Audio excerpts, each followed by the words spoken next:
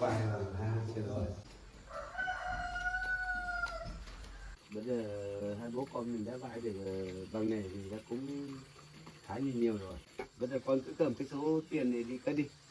Xong là con cũng chả cần suy nghĩ gì đâu. Mai con đem đi trả thì bố đi theo.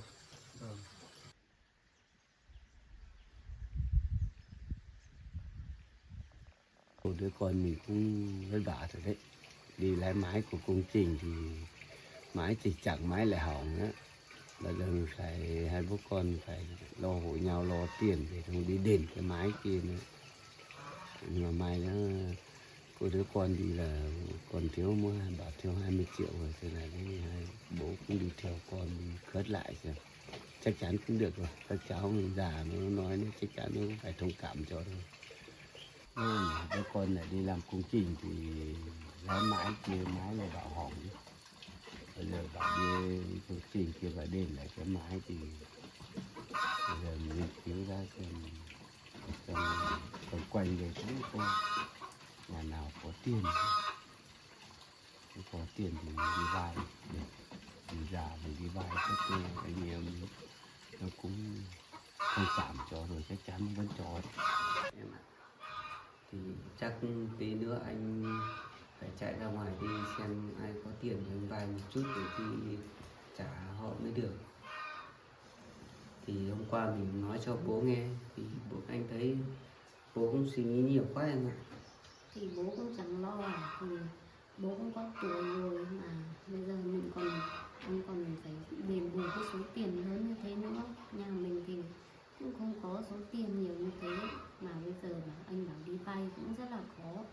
Thì mình ở đây nông thôn á, dân người ta không có nhiều tiền như thế đâu. Nhưng mà bây giờ không vay thì không đi tìm vay thì cũng không có tiền để trả họ chứ. Thì bây giờ thì phó giám đốc đấy thì cũng bảo rồi trong vòng ngày mai thì cũng phải trả cho họ.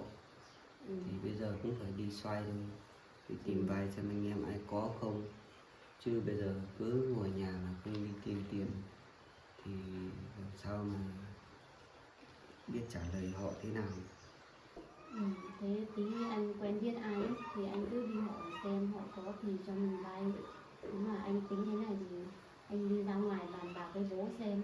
Em thấy bố ngồi ở ngoài bàn kia ngồi suy nghĩ từ sáng rồi, chắc là bố cũng thấy lo lắm ấy. Anh đã đi làm để giúp gia đình mà bây giờ lại cho bố ngồi ngoài, bố lo lắm này.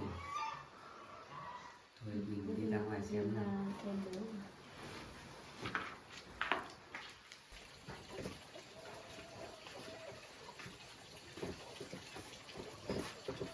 Ô, bố đi đâu ấy? Bố thì đi vay ít tiền xem anh em ở xung quanh đây xem nhà nào có tiền bố đi vay ít tiền thì con cũng đang tính ra đây xem bố có bạn nhiều hay bố quen nhiều ấy thì bố xem ai có thì bố xem đi vay được ít nào không. Thì xem các bạn bố xem có tính lái hay tính nào thì mai con đi làm, nếu mà con làm con trả lái cho họ cũng được. Bố cứ đi xem. Thế thì bố cũng tính là anh em trong làng đây thì có mấy nhà có tiền thôi thì bố tìm xem vay thôi. Anh em có cho vay không? Chắc chắn không phải cho thôi, bố già nó cứ tin tưởng bố rồi. Chắc chắn là cho bố vay rồi. Còn thì bố cứ đi xem, nếu mà đi xem có được không thì mai bố cứ bảo là thì tiền lái thì bố cứ tính lái cho họ cũng được. Thì con cũng làm phiền bố quá vì chuyện của con mà giờ cũng phiền bố phải đi tìm vay anh em này. Không sao đâu con ạ. Cái tiền này đấy thế nào đấy mái thì trả rồi thế kia thì đấy, bố đi vay cũng được thôi, chả có gì mà tiền đâu. Bố đi chắc chắn anh em cũng có, nó cũng phải cho thôi. Thì con cũng tính là con đi làm để kiếm thêm thu nhập thì lo cho bố với lại vợ con, nhưng mà bây giờ con đi làm lại thêm gánh nặng thì cho bố. Cái lại giờ con cũng không biết nhờ ai nữa, giờ con chỉ có mới nhờ mỗi bố thôi. Thôi con ạ, không sao đâu. Thì con cũng đi kiếm tiền nhưng mà nó không may thì mái hỏng thì thôi thì bố con mình cũng đầy phải chịu vậy. Thì cũng phải nhau lo thôi để cho nó thanh toán cái nó kia cho nó xong xuôi đi, cho nó đỡ ân hận thì làm nó cũng dễ dàng một chút. Thì con ấy tí nữa con cũng đi vào trong xem mấy người quen xem có giúp được con tí nào không. Và con cũng không phải suy nghĩ nhiều đâu, bây giờ bố đi luôn, đi nhanh một tí, không tí sợ anh em nó không ở nhà, sợ anh em đi làm thì con ở nhà nhé, bố đi trước đi. Vâng bố, thôi em ở nhà nhé, bố cũng đi, anh cũng đi theo bố xem thế nào đấy. Thế anh cứ đi xem hỏi xem vay được ít nào không? Thôi em nhà nhé, anh đi theo bố luôn đây.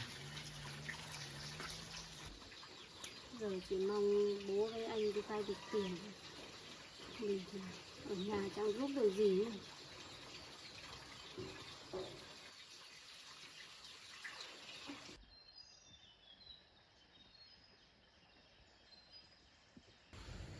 Cái nhà này bán khó đấy nhỉ, lúc nào cũng phải lên xem, bao nhiêu người về xem mà có bán được đâu. Nhà này công nhận bán khó thật. Nhà này trước kia mình mua 500 triệu, hơi đắt, vì sau đấy bán được, bán là 700 triệu. Cuối cùng không bán được, về sau lại giảm xuống bán 600 triệu thôi, nhưng mà vẫn chưa bán được, chịu rồi, mua hơi đắt quá. Cái chủ nhà này không biết đâu không gặp, nếu gặp thì bây giờ mình lại giảm xuống nữa khoảng 580 triệu, mình lấy cái lái vừa thôi, xong là mình bán tiêu thụ đi, không lúc nào cũng lên là mất việc nhiều quá. Trước mình mua cái nhà này không biết thế nào, nó không đi lại mất nhiều công quá. Ở cái nhà này mình mua hơi đắt tí, đâm ra là chắc không hợp, sao không bán được. Mình đi mua những cái nhà khác là bán rất dễ, nhà này không hợp với mình thì sao đấy, bán khó cực kỳ. Giờ đang nghiên cứu xem mình giảm xuống một tí thôi, không biết chủ nhà nó có thời gian này nó có kiếm được tiền không thì bán lại cho nó thôi, nó giảm xuống khoảng 580 triệu, với chủ nhà có mua được không. Bây giờ nhà có một ông mà hẹn bảo hôm nay lên xem nhà, nhưng mà về xem nhà mà không thấy, điện thoại gọi xem.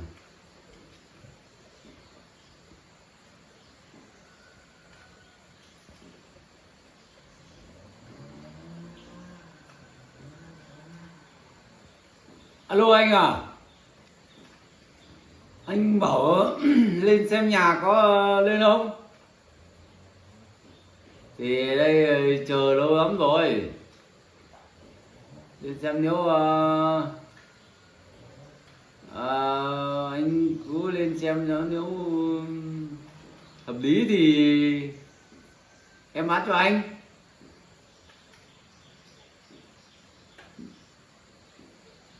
Như thế thì xem nào cố gắng lên mua giúp ấy. Nhà này mua lâu quá là không bán được thì số tiền nó tồn tại đấy làm ăn khó lắm, làm ăn nó chật vật, biết thế nào nó không ấy được. Xem đến xem giá cả hợp nhau thì anh em mình bán thôi, cố gắng lên đi nhá.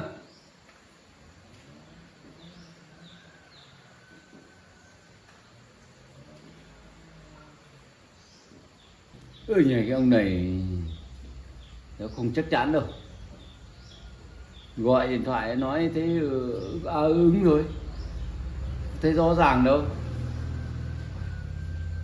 Ôi giời, rất dở. Chắc là ông muốn mua, nhưng mà chắc ông muốn dìm cái giá cả của mình như thế nào đấy. Nhà này cứ nó làm cái gì mà nhiều xe thế. Rồi lên dưới cháu thì hỏi xem không biết nó có tiền cho mình vay không. Bây giờ đi lên.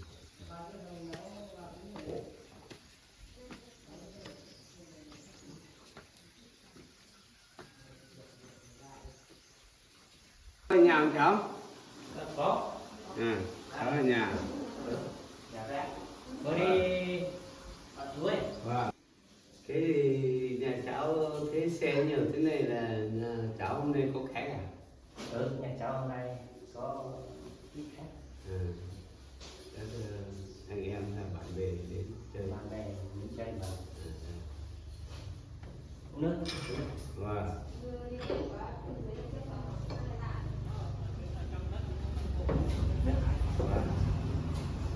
Hôm nay đến đây có việc gì không chú? Thế hôm nay chú về đây cũng có tí chuyện. Em muốn chú cũng thiếu một tí tiền nong, thế là chú lên thế là xem tình là cháu có không. Thế chú thử xem cháu có tiền nong thì cho chú vay một tí. Vay nhiều ít nhỉ? Chú cũng thiếu một ít thôi, chứ tầm 20 triệu. Nếu tầm 20 thì chắc hơi nhiều ấy. Cháu cũng chưa có sẵn đâu. Thế chú xem cháu có gì cứ để cho chú vay đi. Vì trước chú cũng ở dưới mặt bằng của cháu, chú cũng mua các thứ ở bên dưới này. Thế là đấy xem cháu có là cứ cho chú vay. Thì nên mai chứ mà vay cũng ngày ngắn ngắn thôi. Và mai chú các tiền chú các thanh toán cho cháu. Mà cháu cũng chả lo mấy đâu. Đấy cháu ạ, để chú đứa con nó cũng hơi chỉnh chạc một tí. Vì cũng đang thiếu cái tiền nữa. Tức là tôi cháu cũng cố gắng chứ là để cho chú vay một tí. Tầm 20. Tầm 20 thì cháu có, tầm 20 thì cháu chưa có, không có. Vâng, thế cháu cứ cố gắng đi, cho chú vay tầm 20 triệu. Hôm nay chú xem cháu tiền lãi như thế nào thì hôm nay cháu chú các trả cho cháu, cả gốc cả lãi. Vâng, nước đi cháu.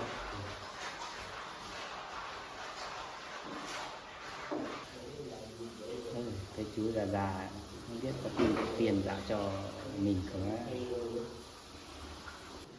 Nhìn chú cũng có tuổi rồi, không biết có đủ năng lực để mà trả số tiền đấy cho cháu không? Vâng, cháu cứ yên tâm đi. Thì chú vay thì chú cũng phải lo trả cho cháu mà. Không phải là vay là cũng không có tiền trả cho cháu đâu. Mà chú vay chú vẫn lo trả cho cháu đấy đầy đủ ấy. Cháu cứ yên tâm đi. Chú có tuổi rồi này cháu cũng thấy lo lắm. Rồi mới sau này vì làm sao chú không có khả năng trả được cho cháu. Thôi cháu cứ yên tâm đi, để cho chú vay. Vì thời gian này chú cũng đang bí có ít việc thôi. Và nếu cháu không tin tưởng thì đến chú có đất mà. Lợn gà cá chú cũng có. Nếu mai không được thì chú bán lợn này, bán cá trả cháu cũng được. Cháu cứ tin tưởng chú đi. Chú cũng già rồi mà chú từ trước đến bây giờ chú cũng chả lừa ai đâu. Rồi, nếu chú đã nói như thế thì cháu cũng vẫn tin tưởng hơn. Nếu sau này chú không giả được thì cháu sẽ lấy đất của chú, lợn gà của chú thì cũng được. Cháu ạ, hay là cháu có nhiều thì để cho chú tầm 25, 26 triệu đi.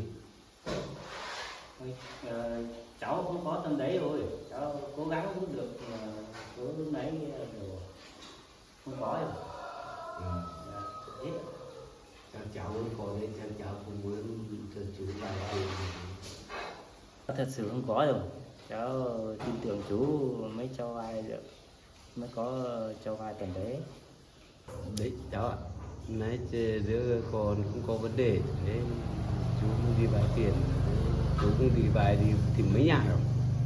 Và anh không có thì chú mới lại về đến cháu đây, lại cháu cũng cho chú vay 20 triệu như thế thì tốt lắm rồi, và chú cũng rất cảm ơn cháu rồi.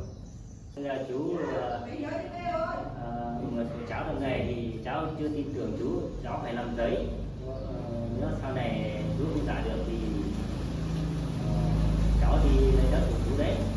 Vâng, thế thì cháu cho chú vay thì chú bây giờ cháu cứ làm giấy đi để cho nó an toàn hơn, ý là sợ cháu bảo chú già rồi và chú lười mà được thì là cũng không được, và cháu cứ lên bút các thứ về làm giấy tờ đi để cho chú ký.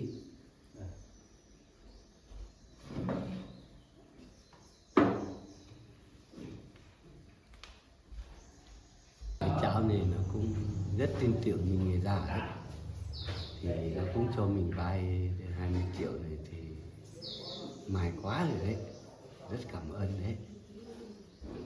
Không thì đi tìm chỗ khác thì lại không có chứ, nãy đi mấy nhà nhưng lại không có. Nhà chú ơi. Vâng, ôi cháu về à? Vâng, cháu hiện cháu qua đây xem chú bán được nhà chưa. Thì chú chưa bán đâu, chú muốn giữ cho bọn cháu, rồi cháu kiếm được tiền thì bán cho cháu cũng được. Có bao nhiêu người nó hỏi chú tìm mua đấy, nhưng mà chú vẫn giữ cho cái cháu thôi.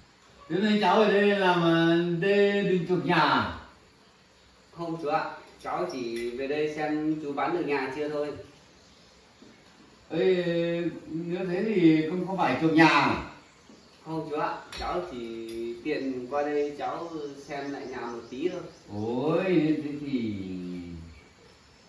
tưởng là cháu về đây xem tìm được tiền rồi thì về đây chuộc nhà. Thì chú cứ giữ mãi để cho các cháu. Vâng, thì chú xem ai trả được giá thì chú cứ bán đi, cháu cũng không có tiền để cháu chuộc lại nhà nữa đâu. Nhỉ.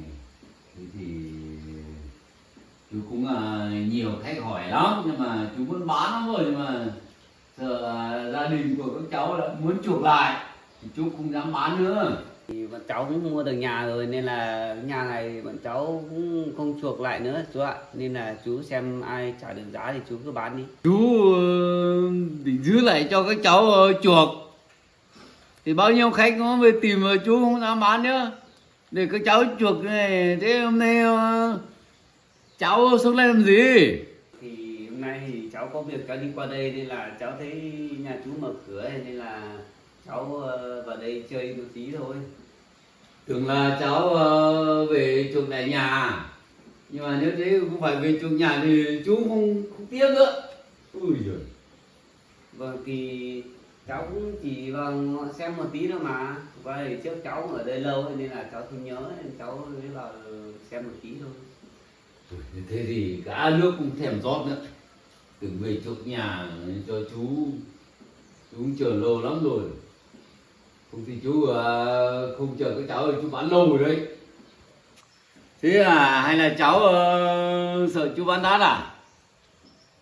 Nhưng vừa rồi thì chú bảo cái giá đấy thì cũng hay căng tí rồi. Thì bây giờ nếu cháu có thiện chí chuộc ấy thì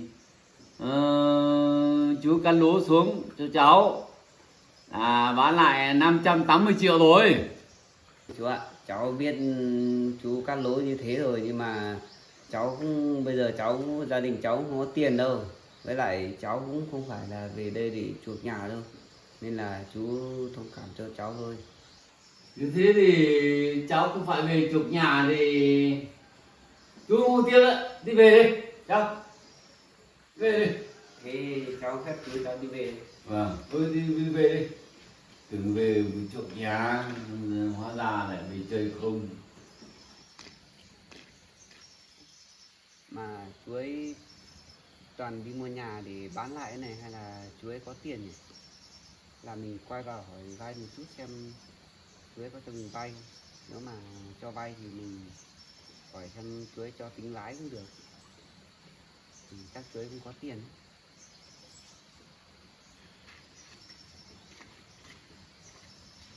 Quay lại muốn chuộc nhà. Không Hả? chú ạ.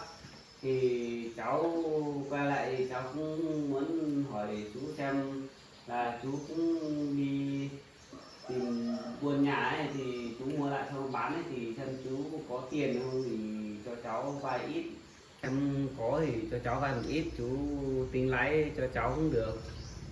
Ui, tưởng là quay vào để mua nhà. Mà nếu cháu bảo vay tiền thì chú không có đâu.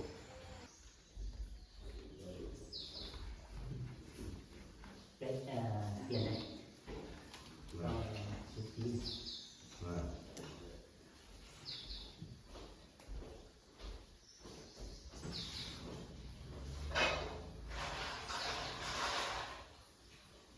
Chú đọc tí đi.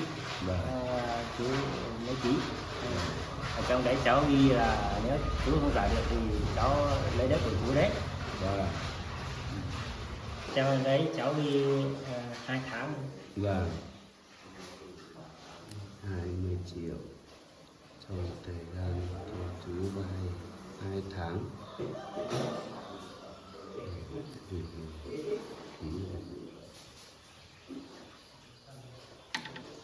Cháu ạ, bây giờ cháu cũng đã tin tưởng chú rồi. Là để cho chú vay 20 triệu này là tiền lãi suất là cháu tính bao nhiêu thì bảo chú mới biết. Chú anh nếu tin tưởng thì lấy lãi nữa. Sau 2 tháng chú cứ trả gốc cho cháu là được rồi. Và thế thì chú cảm ơn cháu ạ. Tí sau nhé, cháu cứ cái biên bản này nhé. Vâng vâng.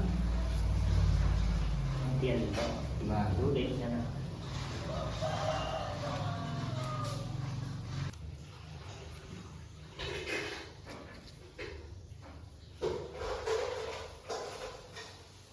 Hết đủ đấy cháu ạ. Cháu ạ, bây giờ cháu đã cho chú vay rồi 20 triệu rồi. Đây là chú sẽ cho cháu đi vào giấy đấy. Thì 2 tháng chú có lo tiền cho. Là chú cũng rất cảm ơn cháu nhé. Chú đi về đấy. Thì chú còn đi sang mấy nhà lên lại vay xin lỗi tí. Ở lại với cháu, để Dạ cháu vâng. đang có khách. Vâng, cháu có khách cháu cứ tiếp khách đi. Để chú đi về chứ còn đi thuốc thì vay thêm một tí nữa. Cảm ơn cháu nhé. Vâng, thì chú về nhé.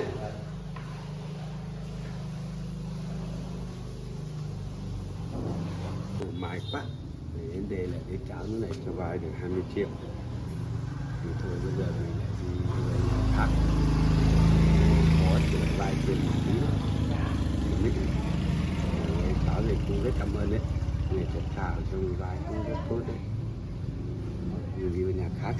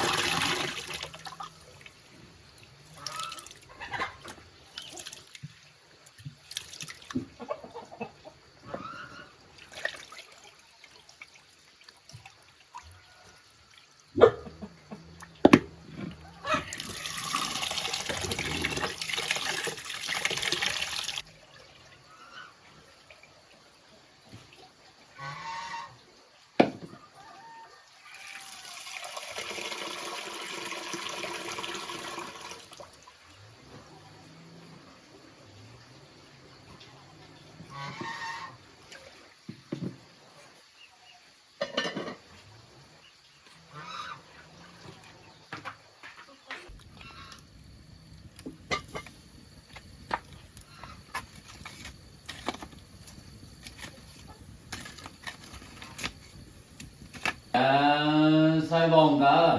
Thời gian này chú cũng không có mấy rồi. Dạ. Rồi thì cháu thấy chú cũng hay đi buôn như thế thì cháu tưởng xem chú có thì cho cháu vay một ít. Tiền của chú thì cứ toàn để quay vòng suốt đấy chứ không, không có tiền dư đâu. Mà hay là chú cho cháu vay không chú tính lãi cũng được. Thì Đấy. mai cháu trả lãi cho chú theo tháng cũng được. Lãi suất thì nói chung là cái vấn đề lãi suất thì anh chú cháu mình cũng quan trọng mấy. Quan trọng là của chú nó mua nhà nó tồn nhiều chỗ quá, không có đủ số tiền để quay vòng nữa. Thì cháu tưởng là cháu về chủ ở nhà thì chú còn được, chứ còn cháu bảo vay tiền chú thì thôi chú không có đâu. Chú ạ, chú xem chú có không thì cho cháu vay ít. Thì cháu thì bây giờ cũng có nhà có đất ở trong đấy rồi, có ao nữa, nên là chú cũng không phải lo đâu. Thì nếu mà mai này chú cứ tính lái cho bọn cháu thì cháu sẽ khắc trả cho chú cũng được. Công việc của cháu thì cháu cũng có công việc ổn định rồi, nên là chú xem là cho cháu vay không, mà đến tháng thì cháu khắc trả lãi đều cho chú mà. Nếu mà mai cháu gom tích góp được thì cháu trả cả gốc cho chú luôn. Bây giờ nhỉ, kiểu mình để cho nó vay thôi, nó vay xong có nó cái lãi suất như thế thì cũng cảm thấy được đấy. Thì khi nào nó nếu cảm thấy nó không giả nổi thì mình lại đi lấy tiếp cả cái nhà của nó đang mua ở kia này, cháu lại có ăn này nhá. Thế giờ cháu ý định vay bao nhiêu? Thì cháu xem chú có thì cho cháu vay khoảng 50 triệu được không? Ôi 50 triệu thì không có chú cũng thương các cháu thì chú có khoảng 20 triệu thôi, thì cháu có vay không? Thì chú có thì cho cháu xin thêm một ít nữa, thì cháu hứa với chú là cháu sẽ đóng lãi với lại trả gốc cho chú đầy đủ mà. Chú xem thế nào thì cho cháu vay thêm một tí nữa. Chứ thế này thì cháu sợ không đủ thôi chú ạ. Chú xem nào cho cháu thêm một tí nữa. Không được đâu, chú chỉ có cho cháu vay tối đa là khoảng 20 triệu thôi, còn chú có ý muốn chú còn để đi còn xoay vòng đi lại, thì nếu cháu tiền trí vay 20 triệu chú cho ấy thì cháu phải làm những cái giấy cam kết trả lãi hàng tháng cho chú đều đều mới được. Vâng, nếu thế thì chú cứ lấy giấy về viết cho cháu thì cháu ký cho cháu vay tầm 20 triệu cũng được. Vâng, thì mình đã nói trên thực tế như thế thì cháu phải những cái lãi hàng tháng cháu phải thanh toán cho chú nhá. Vâng chú ạ, chú cứ yên tâm đi, cháu đi làm thì cũng công việc cũng ổn định, nên là tiền lãi thì cháu sẽ đóng cho chú, với lại tiền gốc thì cháu cũng sẽ tích góp để mai này để trả cho chú. Chú có mấy thôi mà các cháu xem cái hoàn cảnh của các cháu thì chú cũng thấy thương, thì chú cố gắng cho cháu vay tầm 20 triệu thôi. Thì những cái giấy tờ mình phải viết ký cái đàng hoàng, không thì cái thầy thế bây giờ không tin được ai cháu ạ. Vâng. Thì chú cứ yên tâm đi, cháu hứa là cháu sẽ trả cho chú cả gốc lẫn lãi đầy đủ chú ạ. Mà chú cứ đi lấy giấy về để làm cam kết để cháu ký cho. Thế thì cháu cứ ngồi đây chờ chú nhá. Vâng. Chú đi lấy giấy bút về.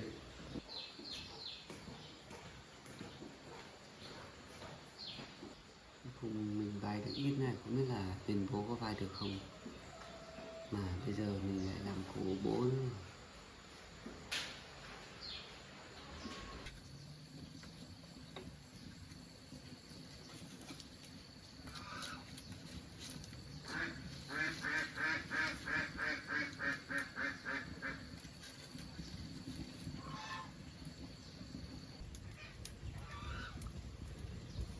Không biết là chồng với bố đi tìm vay tiền có được không nữa. Mình ở nhà thấy sốt ruột quá. không giúp được gì cho anh ấy. Mình bảo mình đi tìm vay, mình cũng không biết đi đâu tìm ai để vay được tiền, mình cũng không quen biết ai. Mong là bố quen biết nhiều, mong là bố sẽ tìm vay được tiền thì để giúp anh ấy.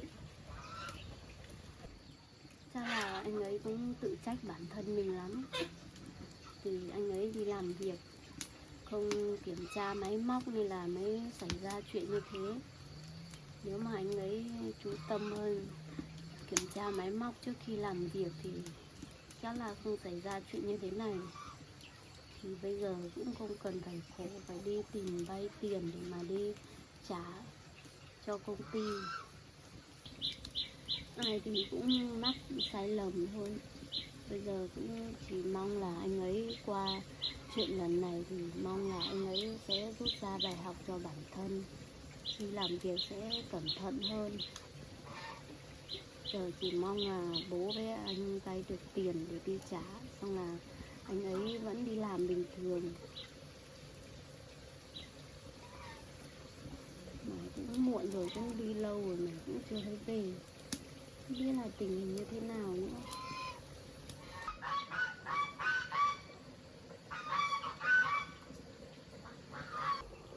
Ở nhà đợi sốt ruột quá, không biết làm gì được.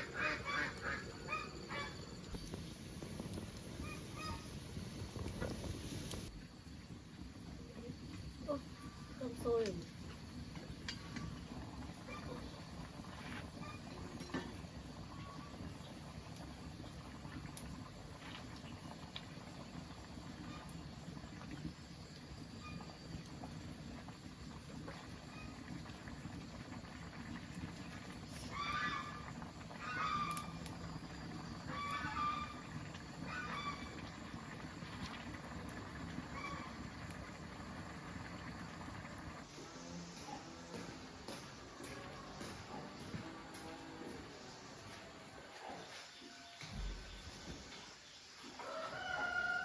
Cái này chú đã ghi sẵn rồi, thì cháu đọc xong cháu ký vào đây.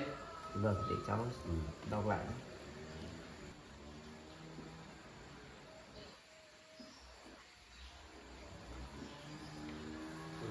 Điều khoản trong này thì tí chú tính lãi là tính theo bên ngân hàng hả chú? Thì cái lãi suất đấy thì mình vay ngoài mình tính theo nông nghiệp ấy, lãi suất nông nghiệp ấy 1 phẩy. Thế là 20 triệu là mỗi tháng 200 à? 20 triệu là ở 200 ấy. Nếu hộ nghèo đấy, cái suất của hộ nghèo là 0,6 thôi, nhưng mà cái này mình của ngoài thôi, mình cũng cho được vay theo cái khoản đấy, vì cái này mình cho vay ngoài mình tính 1 phẩy theo nông nghiệp cả, lãi suất của nông nghiệp cả. Vâng, thế cũng được chú ạ. Thế để cháu ký vào.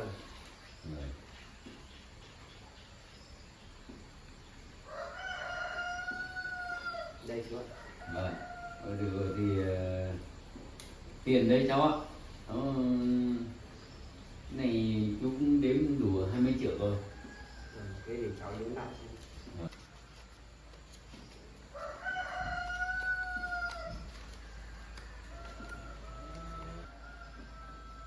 Đủ chưa? Vâng, cũng đủ rồi chú ạ. Đủ rồi. Ôi cháu ạ, vì cái chú cháu mình thì chú cũng thấy thương cháu, thì thiếu tiền này thì chú cũng cho vay, thì cái cam kết của cháu cũng đã ký, chú viết xong cháu cũng đã ký đây rồi, thì cháu phải thực hiện tốt những cái lãi suất của cho chú nhá. Vâng. Nếu cháu mà không thực hiện được như thế, được cái cam kết này thì mai chú phải đi lấy cái nhà kia tiếp đấy. Vâng, chú cứ yên tâm đi, mai cháu khắc đến tháng lương thì cháu khắc trả lãi cho chú, với lại xem cái góp là ít gốc mà thì cháu sẽ trả gốc dần cho chú cũng được. Vâng, đấy chú cũng nói chung là thương cháu quá thì tôi thì cho cháu vay như thế thì cũng cố gắng duy trì được cái lãi suất cho chú thì cũng được rồi. Vâng. Nếu thế thì cháu cũng cảm ơn chú nhé. Vâng. Mai là chú cũng cho cháu vay tiền này thì cháu còn xoay sở bên kia chú ạ. Vâng, vâng. Chú đã cho cháu vay này thì chú yên tâm đi, cháu sẽ trả lãi cho chú hàng tháng. Mà giờ thì cháu cũng xin phép cháu đi về đây chú ạ. Vâng. Thế cháu đi về nhá. Vâng. Cháu vẫn cứ nhớ những cái hàng tháng lãi suất để trả cho chú nhá. Vâng vâng. Thế cháu cảm ơn chú nhé. Vâng vâng. Nó mà cứ đứa cháu này cứ về vay tiền của mình thì cũng được thôi. Nếu may mắn thì nó cũng giả được thì mình lại lấy thêm một cái lô đất với cái nhà của nó nữa.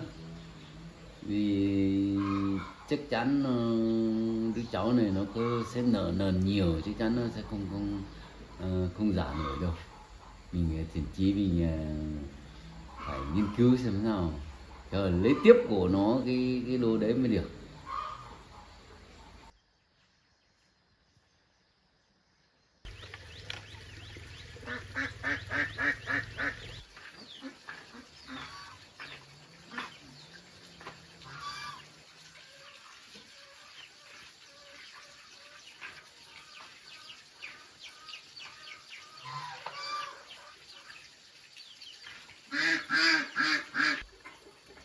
Bây giờ mà hết chưa thấy ai về, cũng muộn rồi. Mình nấu cơm nấu rau chín hết rồi, biết là có vay được tiền không nữa. Nhà không thật quá.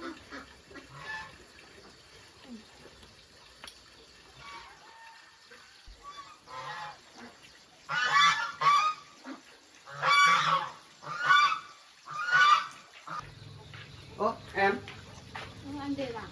sao em đi lại ngoài này thế, xong vào trong nhà ngồi đi. Ngồi đây em không thấy ai về, em không ruột quá. Có sao đâu, em đi tí về mà. Em ngồi đi. Thế bố không về cùng anh à? Bố đi, mấy bố đi đường ra ngoài kia, anh đi vào trong kia. Đi xem có chỗ nào để vay không. Thế anh có vay được không? Anh cũng đi vào, đi ra ngoài đấy thì anh đi vào cái nhà mà cái chú mà trước mình bán nhà cho ấy. Anh đi vào đấy xem mà thấy chú ở nhà thì chú cho anh vay 20 triệu. Chú đấy vẫn ở đấy à? Chú chưa bán được nhà anh? Chưa, chú ấy tưởng anh về chuộc nhà nên là chú còn mừng ấy, mà về sau thì anh bảo phải vay tiền thì chú ấy thấy buồn.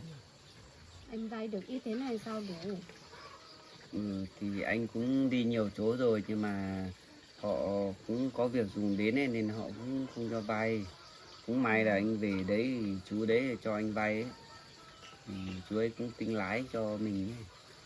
Nên là cũng vay được một ít.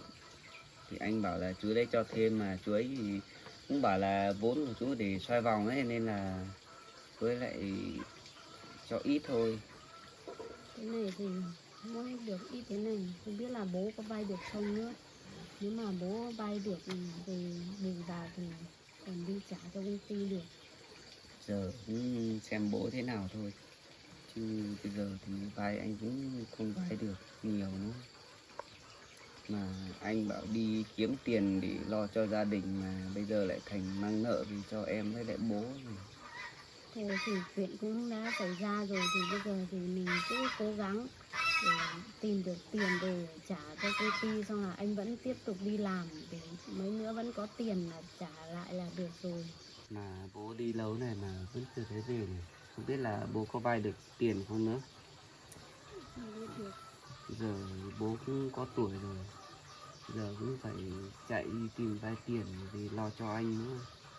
Giờ anh cũng thấy áy náy rồi đấy. Cũng thấy thương bố thật, nhưng mà mình không nói cho bố biết thì cũng thấy không nên. Thì bây giờ gia đình mình xảy ra chuyện thì mình cũng nói, xong là hộ nhau tìm cách giải quyết thôi. Bố thì em nghĩ là bố còn quen biết nhiều ấy, thì chắc là bố không sẽ vay được. Thế bây giờ bảo hai vợ chồng mình đi tìm vay thì như em thì em cũng không quen biết ai, em cũng không biết đi vay ai nữa. Thì anh nghĩ là anh đi làm để cho bố với em này này có được cuộc sống, không phải lo nữa, mà bây giờ lại đi làm lại thêm nhiều nợ thì lại khổ cho bố. Thôi anh ạ, thì bây giờ gia đình mình cứ cố gắng vượt qua cái giai đoạn khó khăn này đã, xong là mấy nữa vẫn có công việc để làm ổn định thì vẫn sẽ kiếm lại được tiền thôi mà. Nên là anh đừng suy nghĩ nhiều.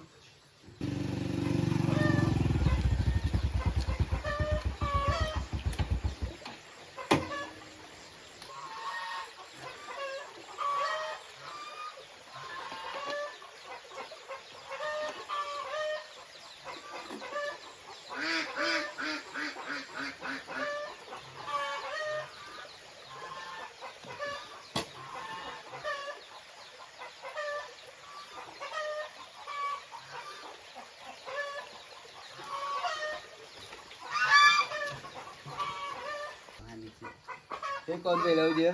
Bố đi đâu rồi? Vâng. Con về được một lúc rồi. Vâng. Thế con có vay được tiền không? Con vay được bao nhiêu? Con vay được có 20 triệu thôi bố ạ. Thế à? Mà bố đi được bao nhiêu bố? Bố cũng vay được một chỗ là được 20 triệu, chỗ được 10 triệu, 30 triệu. Thế con vay được 20 triệu à? Vâng bố ạ. Con thì con cũng đi quen cũng ít, không quen mấy nên là con cũng chỉ đi vay được 20 triệu thôi.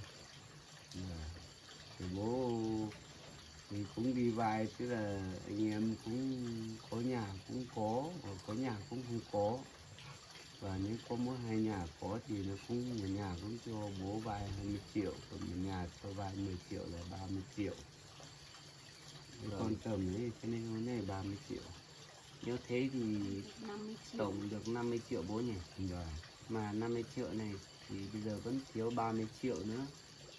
Vẫn còn thiếu à? Vâng, vẫn thiếu 30 triệu nữa thì bây giờ cũng không biết là đi đâu, vay đâu nữa hay là chắc là phải đi khất lại, không biết là còn giám đốc có nghe không nữa.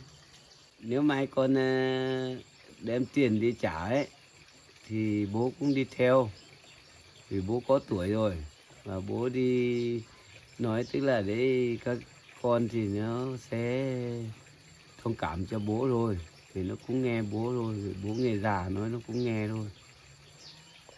Thôi con đừng suy nghĩ nhiều đâu. Mai nếu con đi trả tiền đấy thì bố đi theo là bố xin cũng được thôi. Vâng, thế để mai con đi thì bố theo con đi cũng được. Vâng.